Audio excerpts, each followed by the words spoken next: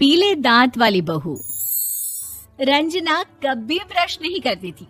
उसे कितनी बार उसके माँ बाप ने डांटा, लेकिन उसका कोई असर उस पर होता ही नहीं था, जिस कारण से उसके दांत पीले पीले हो जाते हैं। शादी के बाद। अरे बहू, वैसे तो तुझ में कोई कमी नहीं है, पर तेरे दांत इतने पीले कैसे हैं बेटा? कैसे मतलब? कोई सर्जरी थोड़ी ना कराई है। वो तो क्या नाम, मैं ब्रश नहीं करती थी तो पीले हो गए। अब क्या करूं? आप कहें तो लाल करवा लूं या फिर काले? यार ये क्या है, क्यों माँ से लड़ रही हो? लड़ रही हूँ? अरे मैं लड़ रही हूँ या ये बोल रही है कि दांत पीले हैं, पीले। अरे तपस्या थोड़ी ना की है इन्हें पीले करने के लिए। बकायदा ब्रश नहीं किया है 20 साल तक, तब जाकर। छी, कैसी बात कर रही हो? ये उस वक्त तो पीले नहीं थे जब हम लोग तुम्हें देखने आए थे। अरे तब साफ करवा लिया होगा डेंटिस्ट के पास जाकर। अब देखो कैसे पीले पीले लग रहे हैं। रंजना सास की तरफ गुस्से से देखती है। फिर शुरू हो गई पीले पीले पीले। अरे पीले तो तब भी थे जब मेरे हाथ का रसगुल्ला उड़ा उड़ा कर खा रही थी और बोल रही थी, लड़की नहीं गुणों का खजाना दे रहे भाई साहब आप। खैर, अब वो लोग करते भी तो क्या करते, पीले दांत वाली बहू पल्ले पड़ी थी तो झेलना तो था ही। एक दिन कीर्तन में रंजना गाना गा रही थी। अरे कमला बहन, माँ का द्वार है, यहाँ तो सब शुद्ध होकर आते हैं, फिर अपनी बहू को ब्रश भी नहीं करवाती तुम। दूर से पीले पीले दांत भक्ति में बाधा उत्पन्न कर रहे हैं। अरे कोई 2 साल के बच्ची थोड़ी ना लेकर आई हूँ मैं बहू बनाकर। अच्छी खासी लड़की है, अरे कैसे करवाऊं ब्रश? ये तो उसे खुद करना चाहिए ना। अब माँ बाप तो इसके जैसे तैसे निपटा दिए, ये नहीं सोचा कि सास कैसे संभालेगी। सास बहू को लेकर घर आ जाती है, लेकिन सोच लेती है कि अब इसे लेकर कहीं नहीं जाएगी। अगले रोज बहू कहती है, अरे क्या हो गया, मंदिर नहीं जाना क्या? कीर्तन का वक्त हो रहा है। मेरी मधुर वाणी से कान्हा जी जागते हैं और सोते हैं। आप तो जानती है ना उनकी भक्ति में कितना मन लगता है मेरा। वो क्या है ना, तबीयत ठीक नहीं लग रही है मेरी, आराम करूंगी मैं। तबीयत ठीक नहीं लग रही? अभी तो मिथुन के गाने पर नाच रही थी आप, और अब बोल रही है कि तबीयत ठीक नहीं लग रही। अरे भक्ति में मन लगा लो सासू माँ, ऊपर जाना है, क्या मुंह दिखाओगी आप? हाँ? सास को बहू की बात पर गुस्सा आ जाता है। मैं क्या मुंह दिखाऊंगी, इसकी चिंता तो ना कर, समझी? अपने मुंह की चिंता कर, जो ये पीले पीले दांत लेकर हर जगह पहुंच जाती है। पता है लोग कितना मजाक बनाते हैं। ना जी ना, मैं नहीं जाना कहीं तेरे साथ। तो ये बात है। कोई ना, मत जाओ, मैं अपने कमरे में ही बैठकर भक्ति कर लूंगी। ऊपर वाला दांत थोड़ी ना देखता है, मन देखता है, भावना देखता है। और अरे बस बस, तू सब कुछ दिखा, बस ये सफेद चमकदार दांत ना दिखाना किसी को, है? जा यहाँ से। बहू को सास की बात का कोई फर्क नहीं पड़ता, वो तो जैसी थी वैसी ही रह जाती है।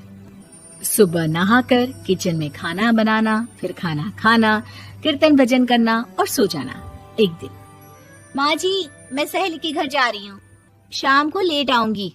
हाँ, तो जाना, मैंने कौन सा तेरी आरती करनी है घर पर बैठकर। रंजना सहेली के घर जाती है, जहाँ वो पार्टी में जाने की तैयारी कर रही होती है। अरे शिखा, कहाँ जाने की तैयारी कर रही है? मैं गलत वक्त पर आ गई क्या? अरे नहीं यार, उल्टा सही वक्त पर आई है। मैंने ये साड़ी और ज्वेलरी निकाली है यार, शाम को इनके ऑफिस की एक पार्टी में जाना है। बताना कैसा लग रहा है ये सब? नहीं यार, इस ड्रेस के साथ तो वो वाली ज्वेलरी अच्छी लगेगी। हाँ सही बोल रही है, मैंने ध्यान ही नहीं दिया। वैसे तो हमेशा से मस्त फैशन सेंस रखती है। तो बड़ा जाती होगी ना पति के साथ पार्टी में। रंजना कुछ नहीं बोलती, बस सोचती है कि यार काश ये बात सही हो जाती, पर मैं क्यों नहीं जाती पार्टी में? क्या इन लोगों की कोई पार्टी होती नहीं होगी? रंजना घर आती है और रात में पति से सवाल करती है, एक बात बताइए, आप मुझे किसी पार्टी में क्यों नहीं ले जाते? क्या आपके यहाँ ऑफिस में पार्टी नहीं होती? पति बेचारा क्या कहता कि दांत पीले हैं तुम्हारे इसलिए। अरे कोई पार्टी होती नहीं हम लोगों के ऑफिस में, तो कहाँ से लेकर जाऊं? और मार्केट, मॉल, कहीं वीकेंड घूमना, कहीं तो। अरे यार सारे हफ्ते में एक छुट्टी मिलती है, तो सोचता हूँ कि आराम ही कर लूं। क्यों? रंजना मन मार के रह जाती है। पहले कभी सास के साथ मंदिर जाया करती थी, लेकिन वो भी सास ने ले जाना बंद कर दिया। घर बैठी बैठी रंजना बोर हो जाती है। तभी उसे आइडिया आता है और वो मायके जाने का सोचती है। सासू माँ, 2 दिनों के लिए मम्मी के घर जा रही हूँ। अच्छा अच्छा ठीक है, आराम से जा।